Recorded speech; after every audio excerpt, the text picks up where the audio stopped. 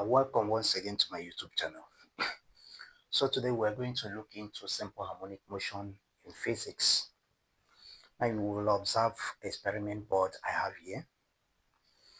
Now we have mass of a body attached to a string.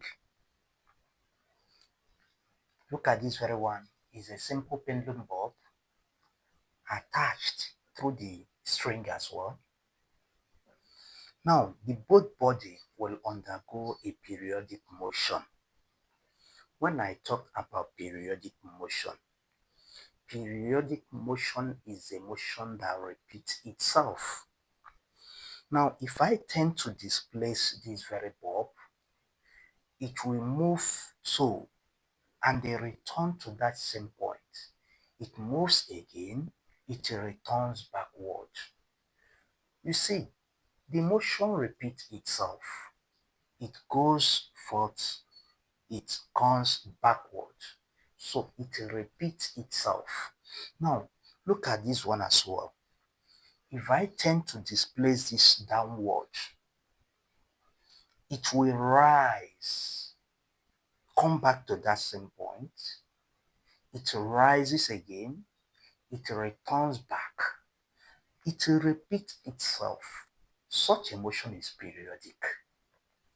Now, looking at these two bodies, where you are seeing the bodies is said to be the equilibrium position. That rest position of the bulb, the rest position of the mass, where they are resting now is termed equilibrium position. So equilibrium position is the resting point of particle. So for this very case now, as you are displacing the bulb or the mass, it moves up, comes back, moves up, comes back to that same point. As it repeats itself, it passes through that equilibrium position. Now look at this. The moment this body is displaced from that very equilibrium position, it tends to return back to that equilibrium position. And on the process, it moves up again. The moment it goes up, it tends to return to that very equilibrium position. And on the process, it moves downward. So that equilibrium position of which all the body now tends to come back to, we said that the acceleration of such body is directed towards that very equilibrium position. And any body of which its acceleration is directed towards equilibrium position, or you can as well term it the center, or you can even term it the fixed point, because this very body now here is the fixed point of it. So when the acceleration is directed towards that very fixed point, such a motion is said to be simple harmonic motion. So simple harmonic motion, its acceleration is directed towards a fixed point. Look at, let's displace this. Through a small distance, it moves up, down, up, down, up, down, up, down, up, down, up, down. You see the motion? So it repeats itself. It's a simple harmonic motion. The same thing is applicable to this. You see? Forth, back, forth, back, forth, back, forth, back. So such a motion that repeats itself is periodic. Hence, simple harmonic motion is a periodic motion. And one thing you should bear in mind about this very simple harmonic motion, the acceleration of it is directed towards that very fixed point. And not only that, that acceleration is proportional to that very displacement. Look at the displacement. You see the displacement?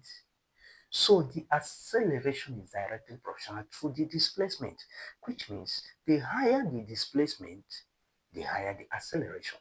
Now, as the displacement is moving in this very direction, acceleration is directed in opposite direction.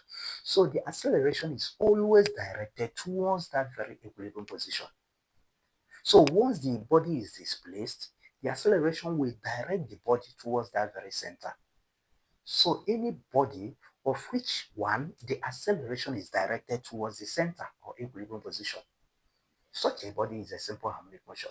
And the two, that very acceleration is directly proportional to the displacement. That is simple harmonic motion. So what is this very simple harmonic motion? Now let's get to the board.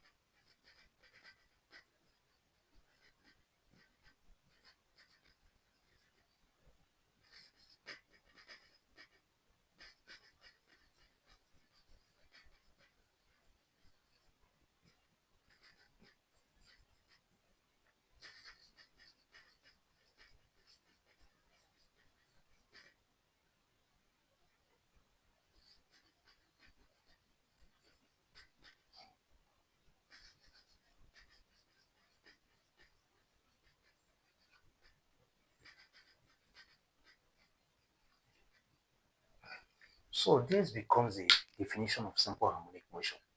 So whenever a body is directed towards a fixed point and the acceleration of that body is proportional to such a displacement, so we term it simple harmonic motion. Hence, simple harmonic motion is a periodic motion of a body or a particle in which its acceleration is directed towards a fixed point, or rather you call it equilibrium position, and it is proportional to the displacement from the equilibrium position. Now, when you have acceleration equal to this omega squared x, look at this is acceleration of simple harmonic motion, while x is the displacement. So acceleration is directly proportional to displacement. Omega squared, which is angular velocity, this omega is what? Angular velocity, is a constant here. So acceleration is directly proportional to displacement. So x is the displacement. I displace this through a small length. You see the horizontal distance I displaced it. So this is the highest displacement in this very case. Then after such, the displacement will continue to reduce. It continues to damp. Okay? So that highest displacement is the one we term amplitude. So when you displace a body, acceleration of that very body will be proportional to such a displacement. Now, this negative entails that the acceleration is always directed towards the center because you displace this very body in this very position, then the acceleration will now be directed in opposite to that very point you displace the body. So as the body is displaced through x, then the acceleration will be directed in opposite direction to the displacement because displacement and acceleration, both of them are vector quantity. So the direction of which the displacement is done is different from the direction of acceleration. Remember, acceleration is directed always towards the center. Okay? Now, at this very point, we've seen the definition of simple harmonic motion. Now, there are terms we need to understand under simple harmonic motion. Now, the terms of simple harmonic motion, the terms of SHM. Now, we are going to understand these very terms to aid us in mastering the topic well. One, we're going to look into period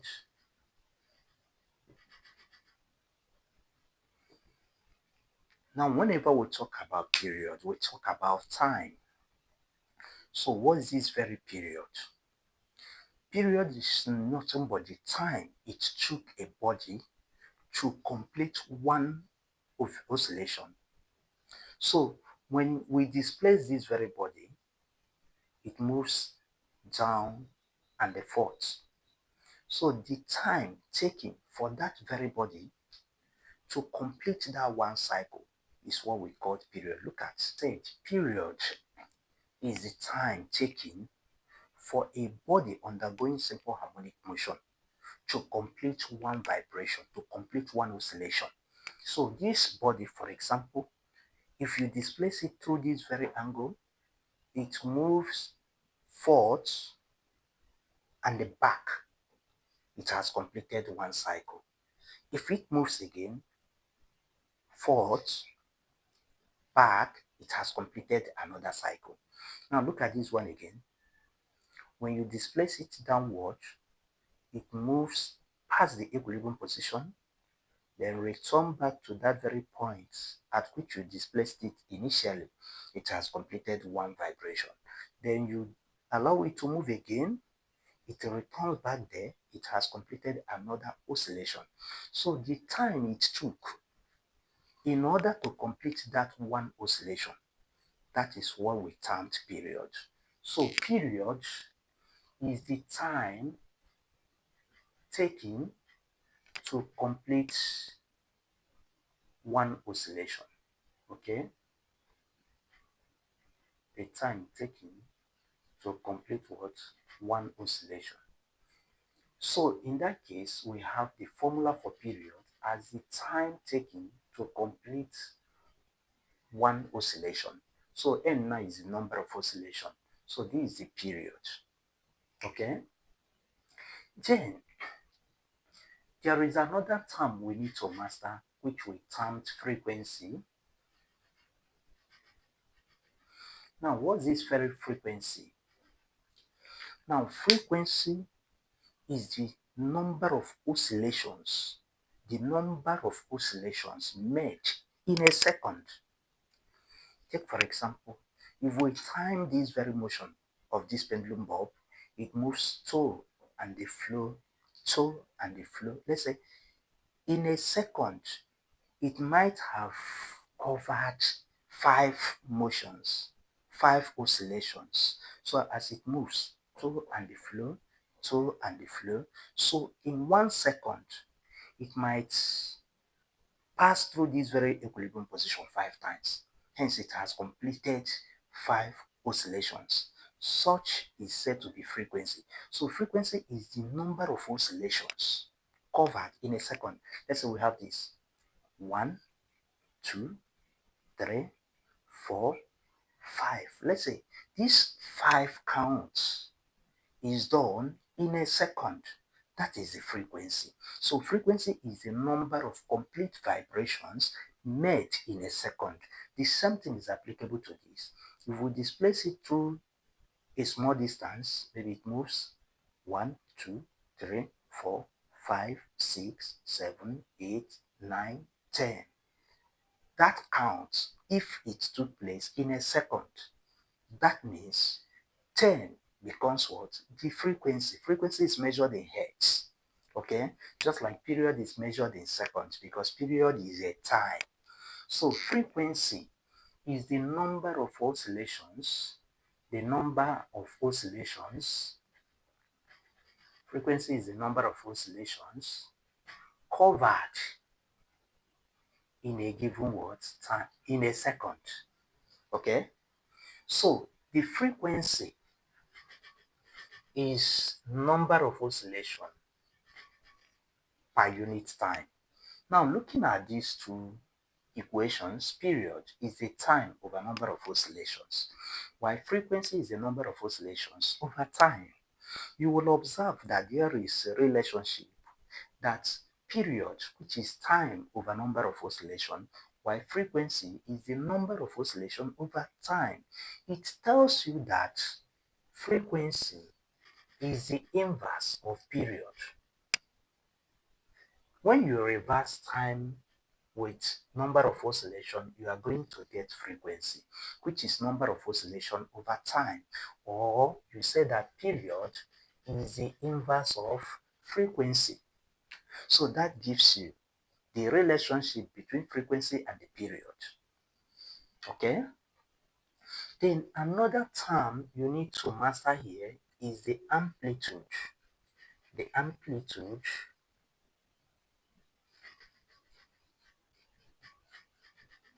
So what's this very amplitude? Amplitude is the maximum displacement of a body undergoing simple harmonic motion. Look at here. If I displace this, here is equilibrium position. If I displace it through a small length. That small length I displace it is the amplitude. So the body is at the equilibrium now. Now I will displace it downwards. It was here then, I displace it. Now this small length is what? Is the amplitude. So the amplitude is the maximum displacement of a body undergoing simple harmonic motion. Look at, this is simple pendulum. If I displace it from this equilibrium position, here now is the what? Is the amplitude. So the maximum displacement of a body undergoing simple harmonic motion. So that is amplitude, the maximum displacement. Take for example, the maximum displacement of a body undergoing what? A simple harmonic motion. That is amplitude. Okay? Now, there is another term I would like us to look into. Now, this very term is said to be angular velocity, or you can as well call it angular speed or angular frequency. So, angular velocity. So, angular velocity. Now, the angular velocity, just like linear velocity, we say linear velocity is the displacement per unit time. Now, linear velocity, we are talking about straight line, but this very one is angular. So in that very case, just like linear velocity is the displacement per time, angular velocity will still be angular displacement per time. So the displacement of a body around a cyclic path with respect to time. So we have the angular velocity. This is the angular velocity, is the angle in a given time. Just simple harmonic motion has a relationship with circle. Just like we have a circle, maybe this very body is seen at this very point. Now here is the center. So at this very point, the body is displaced from here. Then it now gets to this very point. So we have the amplitude, the highest displacement. It was displaced from here to this very point. So here is the amplitude, the highest displacement. So at this very point, we have the angular velocity as the angular displacement in a given time. Now, if the body, which was displaced from here, now return back to that same point, okay, then we say that what? That the body has completed one cycle. So when the body completed one cycle, then this very theta now will be 360 degrees. But we prefer working in radian, which is equal to 2 pi radian. And when it completes this very cycle, automatically the time becomes the period, because period is the time taken to complete one cycle. So in that very case, we have angular velocity. When it completes one cycle, we have 2 pi. Then over the time taken to complete that one cycle, which will now be what? Period. So this gives what? the angular velocity. So with this now, you say that you can make period the subject, okay? Now, this angular velocity is constant. Now, it depends on the body undergoing simple harmonic motion. Now, take for example, for this very spring, the mass on a spring, the angular velocity is fixed, is a constant value. For this very one, the angular velocity can be obtained. For this very one, the angular velocity will as well be obtained. Now, let's come to this. What is the angular velocity? What is the angular frequency of a mass on a spring? Now, for the mass on a spring, for mass on a spring, okay, the angular velocity is the root of k over m. So in this very case, the k here is the spring constant. That's the spring constant. While m is the mass that was hung. So the mass, that's the mass. Then the k is the spring constant. Okay? So for the mass on a spring, you have the angular velocity to be square root of k all over m. So you need to have the formula of Hench. Then for this very one now, which is the pendulum bob, for pendulum system, we have the angular velocity to be square root of g all over l. Now look at, for pendulum system, we have the pendulum. The angular velocity here is the root of acceleration due to gravity over the length of that very pendulum bob from this very fixed point. Look at LO is the length, okay?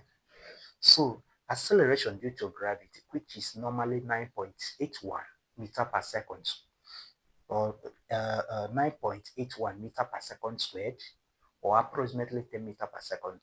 So in this case, the acceleration due to gravity over the length of the string, this is the string, the length of the string. So the length of the string is one of the factors that determines the angular velocity for this very simple pendulum, while the mass is the what? The factor. So as we are changing the mass, it will affect the what? The mass, the angular velocity of mass on a spring. So if you're able to note this, then it will aid us in solving exercises.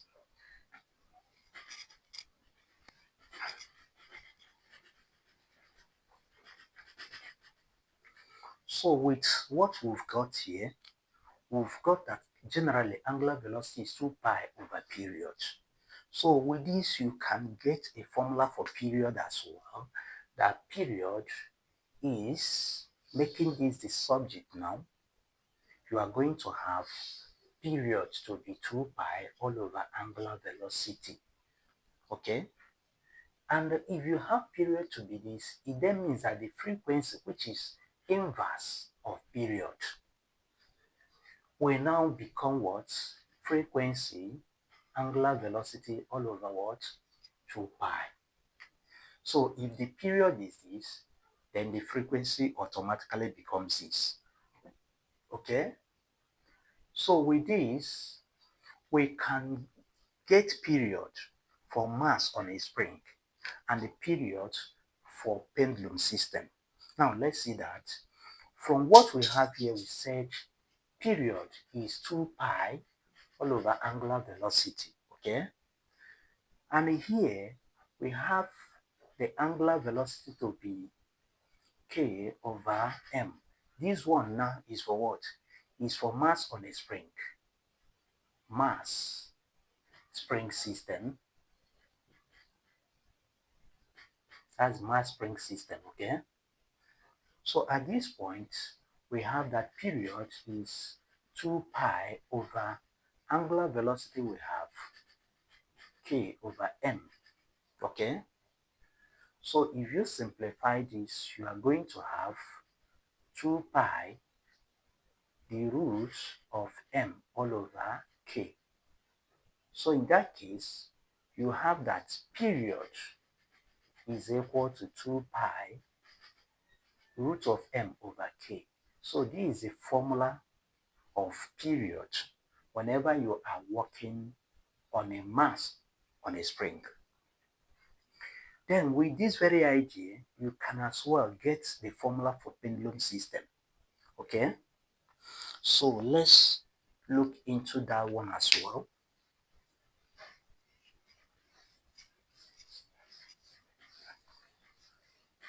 So for pendulum system, for pendulum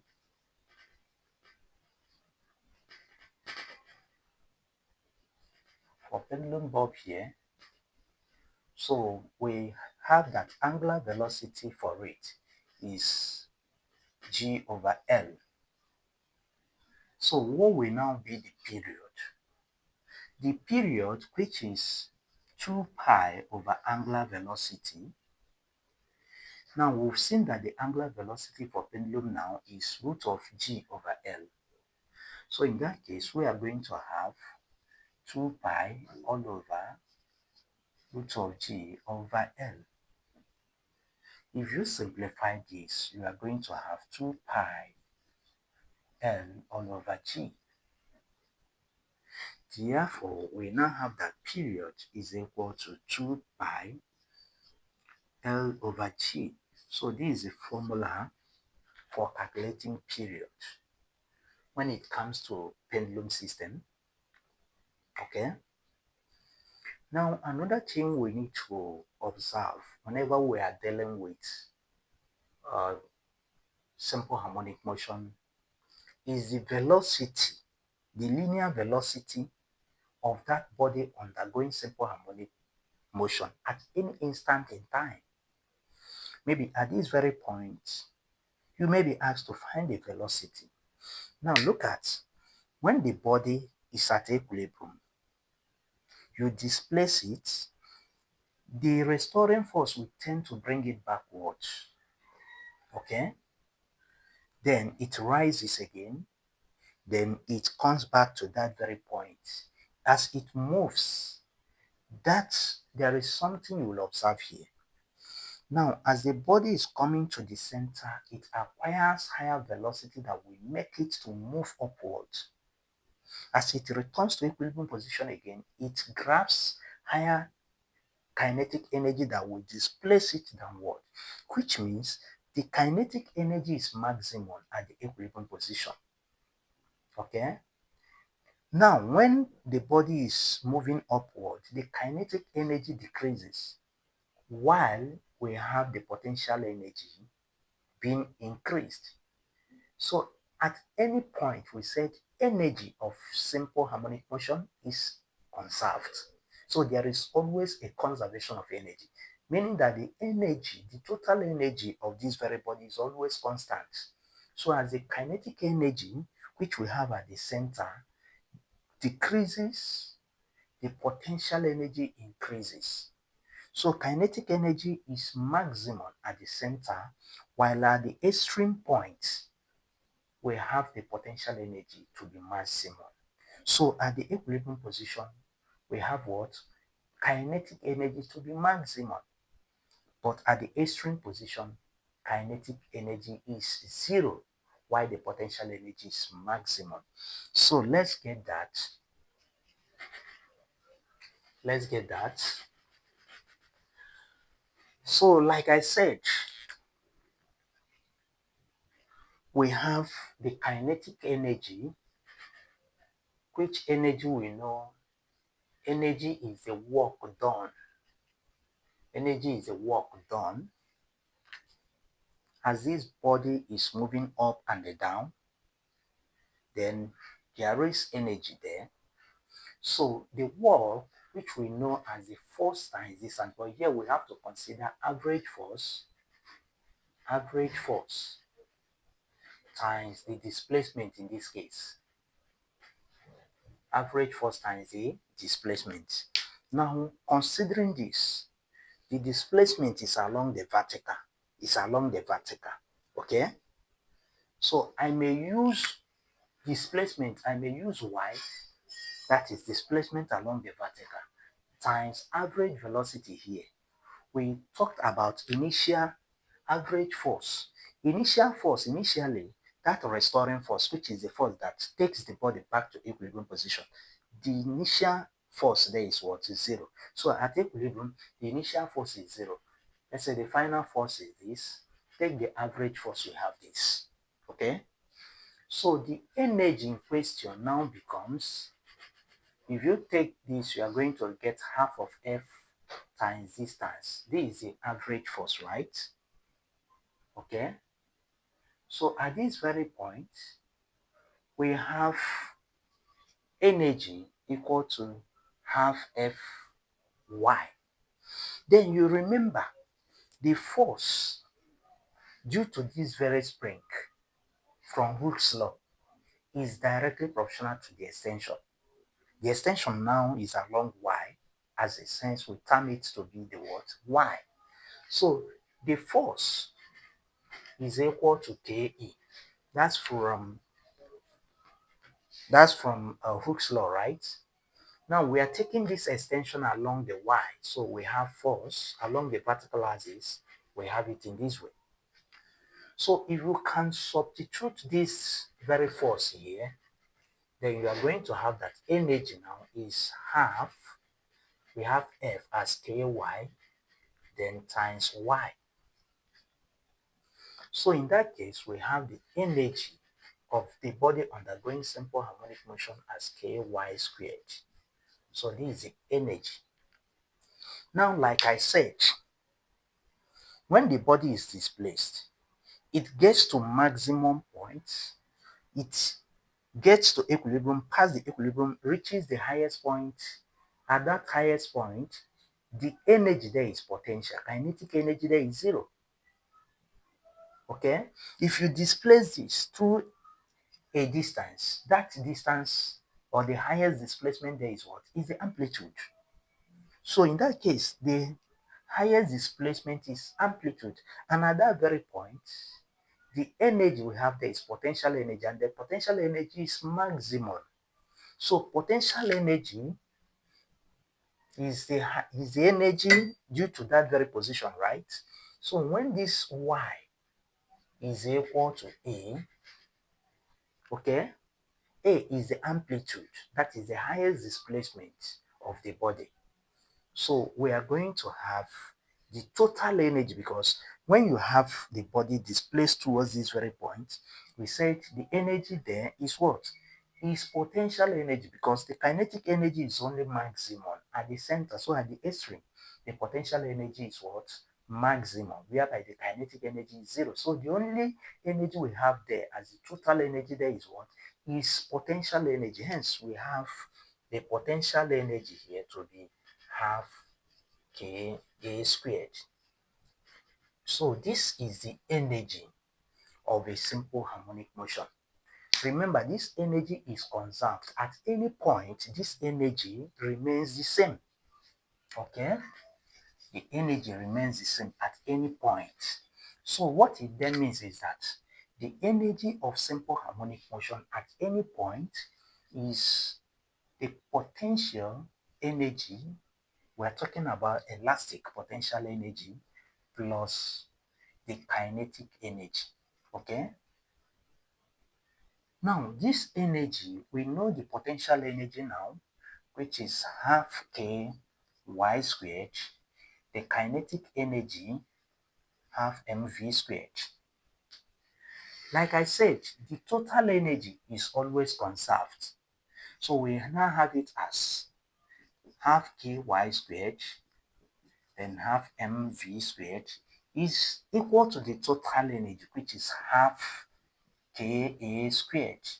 So this tells you that energy of a simple harmonic motion is conserved. So you must bear it in mind.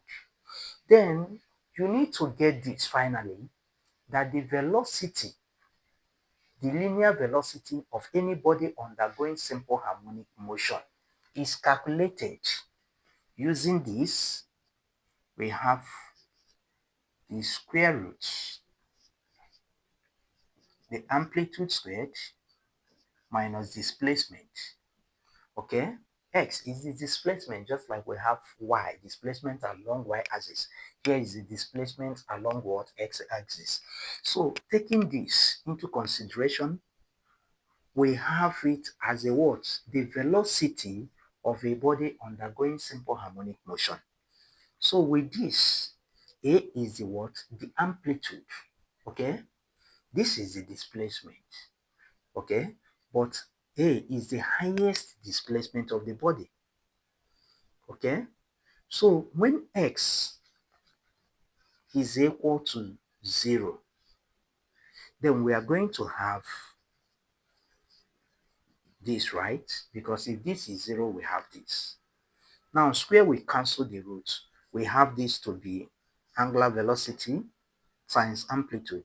So when this happens, we say that what? That the velocity is maximum. So this is the formula for maximum velocity. Okay? Now, this maximum velocity occurs when the body is at equilibrium position, hence the kinetic energy is maximum. Okay? So at that very point, we have this as a formula.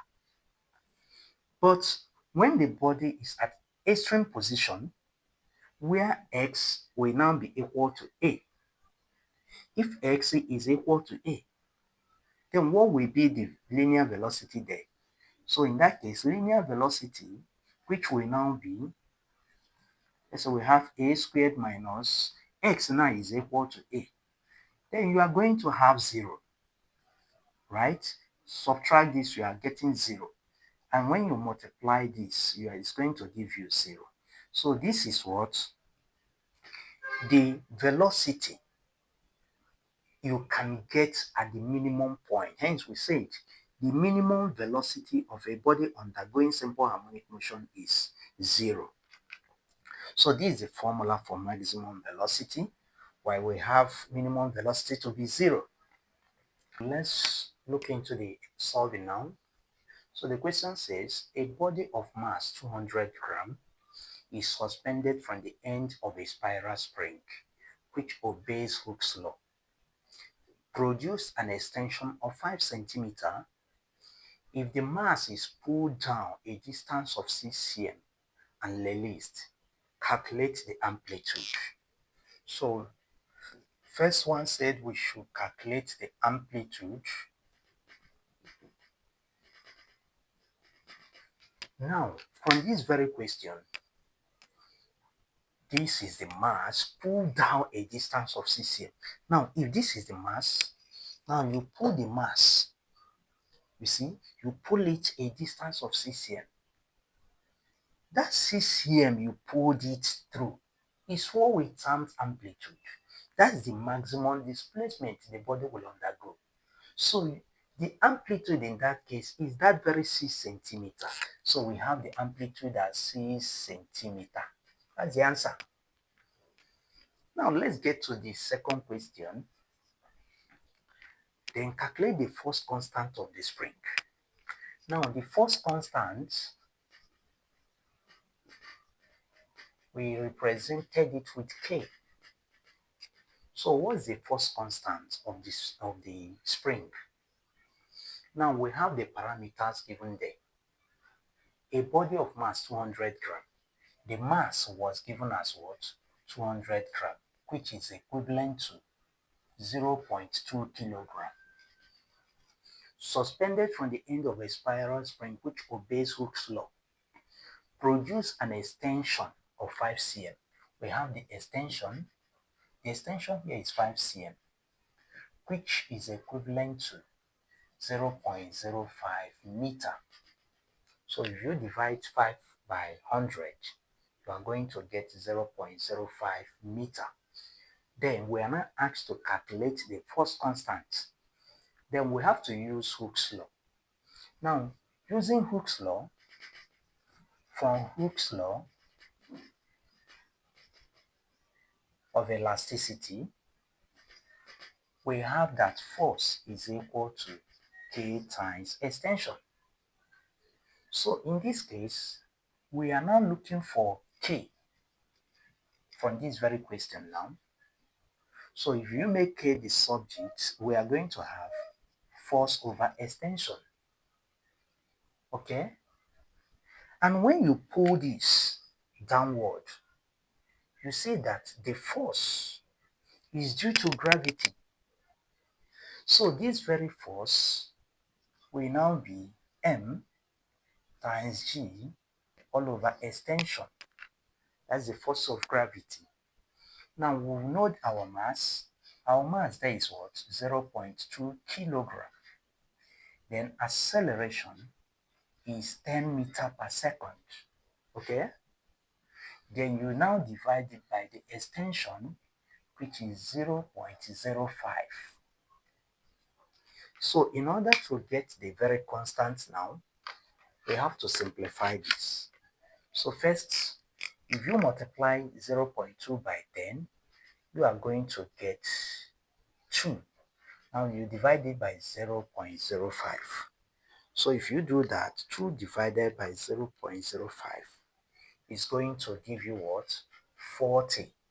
So we now have K to be 40 Newton per meter. Okay? Now we've got the force constant of the spring. Now the next question there, we are asked to find the period of the motion. The period of the motion. So to get the period of the motion, period is the time. And we got a formula for period. We said that period is 2 pi all over angular frequency. Then we said period 2 pi over angular frequency. Okay? Now, in order to get this very period, then we need to get this very angular what? Speed. Okay? Now, for the spring, you know what angular frequency is, although there are many ways to calculate this. Now, for the spring, we have angular frequency to be, because we are talking about mass on a spring, right? So we have it to be mass, K, all over mass, right? So at this point, we are going to do the substitutions of everything we've got. So in that case, we have 2 pi over, looking at this, we have K over M. Now let's reverse it and get that very formula we obtained initially. We have 2 pi, we have mass all over K, right? So in that case, the period now becomes 2 pi. Pi is 22 over 7. Okay? Then we have the mass is 0.2 kg all over the K, which is now 40, right? So we have to simplify this. 0.2 divided by 40. 0.2 divided by 40. Okay? Then we are going to have period 2 pi. The square root of 5 exponential minus 3. Then if you take the roots of this very thing, we are going to have 2 pi times 0.0707. Okay? Then we multiply it by 2 pi. Then we have that period is 0.44 seconds. Then we've got the period. So the period there is what? 0.44 seconds. The next question there is to calculate the frequency. So we are asked to get the frequency. So the frequency, like we said, is the reciprocal of period, right? So the frequency F is the reciprocal of period. Okay? And here we've got the period. So the frequency now will be 1 over the period, which is 0.44. Okay? Now, if we take the period, which is 1 divided by 0.44, then we are going to get the frequency to be 2.27 Hz. Okay, so we've got the frequency, which is 2.27. Then the next question there was angular speed. That's the angular velocity. So we've got the frequency and also the period. So what's the angular frequency, the angular velocity, or angular speed? This is the angular speed now. Now, I told you the angular speed depends on the body in question undergoing simple harmonic motion. Here we have the spring, the mass attached on the spring. So in that case, the angular velocity here is root of k all over m. So at this point, we have to do the substitution. The angular velocity, we've got the spring constant. So what do we get as a spring constant? So if we do the substitution, the spring constant, we've got the spring constant. Let's get it again. From what I solved, I said the spring constant is F all over E, which is mg all over E. I got m1 0.2 times 10 divided by extension, which is 0.05. I think we got it 40, right? 0.2 divided by 0.05. I think we got 40. So we said that the spring constant is 40, right? So I have 40, then divided by the mass. Your mass is 0.2. So when we simplify this, the angular speed now becomes, let's divide 40 by 0.2. Here we have 200, right? Then if we take the roots of 200, we are getting 14.14. Then angular speed is measured in radian per second. So we've got the angular speed. So the next question there is to obtain the total energy. The total energy. So we are asked to get the total energy. So that's question number F. So the total energy we have the formula as half Ka squared. Okay. So the total energy in that case, we are going to have half times K, which is the spring constant. We have it as 40, then times the amplitude. Then amplitude is the maximum displacement there. And we have the amplitude there as 6 centimeter. That's the amplitude. The amplitude is 6 centimeter. So if amplitude is 6 centimeter, if it is 6 centimeter, convert it to meter, we are going to have 0.06 meter. Okay? So we have the amplitude 0.06 meter.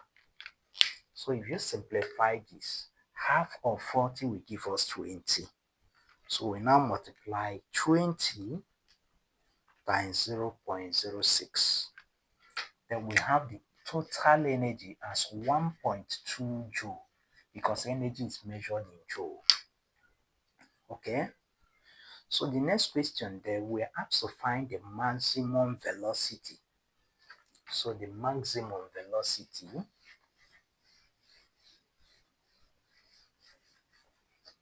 so The maximum velocity, which is g, we have it as omega a.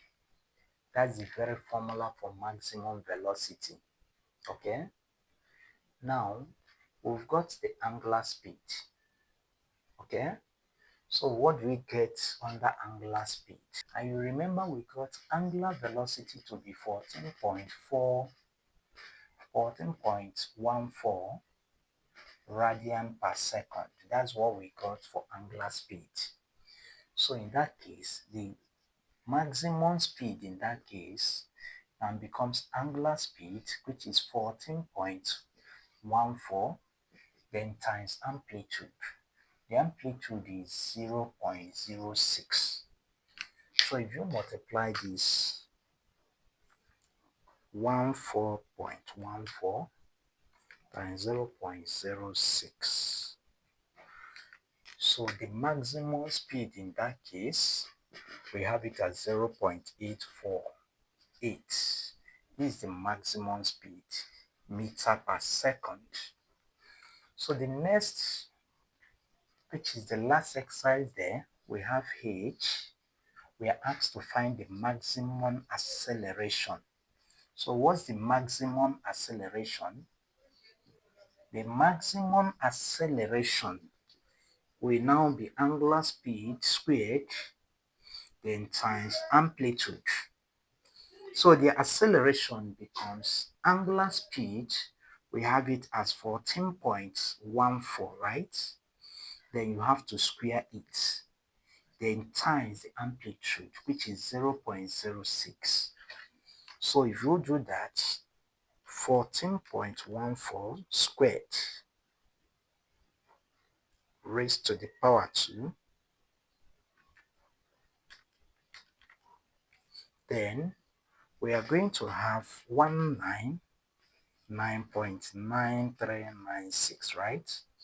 Then we times it by 0.06. So if you times it by 0.06, we are going to have 11.996, the meter per second squared. Okay? So if you approximate it to a whole number, we are going to have 12 meter per second. So that gives acceleration. And this simplifies the question. So if what we did was able to help someone out there, please do subscribe, share, and turn on notification for others to learn as well. See you on our next